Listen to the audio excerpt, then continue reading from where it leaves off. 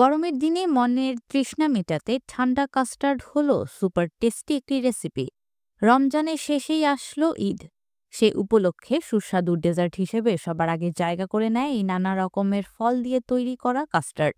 এই নানা রকম ফল দিয়ে তৈরি ফ্রুট কাস্টার্ড শুধু ঈদের জন্যই নয়, প্রতিটি অনুষ্ঠানের জন্যই উপযুক্ত। খাবারের পর ডেজার্ট হিসেবে অনায়াসে পরিবেশন করতে পারবেন। সব বয়সী মানুষের কাছেই অত্যন্ত পছন্দের খাবার এটি। টেবিলে নানা পদের মাঝে এর উপস্থিতি আগেই নজরে পড়বে। ডায়াবেটিস রোগীরা ও যারা মিষ্টি খেতে পছন্দ করেন না, তারাও খেতে পারেন এই ফ্রুট কাস্টার্ড। জিভে জল আনা এই রেসিপিটি তৈরি করতে বেশি সময় লাগে না। এছাড়া বেরিজ বা বাদাম যোগ করলে কাস্টার্ডটি দেখতে যেমন সুন্দর লাগে, তেমনি খেতেও অসাধারণ স্বাদের হয়ে থাকে। চলুন জেনে নেওয়া যাক স্বাস্থ্যকর ফ্রুট কাস্টার্ড বানাতে কি কি লাগবে এবং কিভাবে বানাবেন।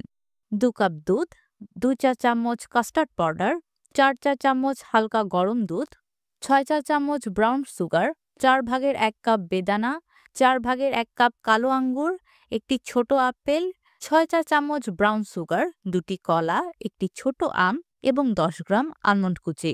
প্রথমে সমস্ত ফল সমান মাপের করে সুন্দর ও ছোট আকারে কেটে ফেলুন।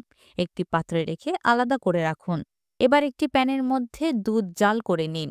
এবার 4 চা চামচ গরম দুধের মধ্যে 2 চা চামচ কাস্টার্ড পাউডার মিশিয়ে নিন। এবার ফুটন্ত দুধের মধ্যে সেই পেস্টটি ছেড়ে দিন।